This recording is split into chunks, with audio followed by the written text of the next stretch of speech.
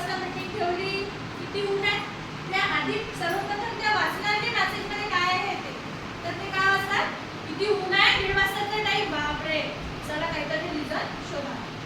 reason शोधतात काहीतरी,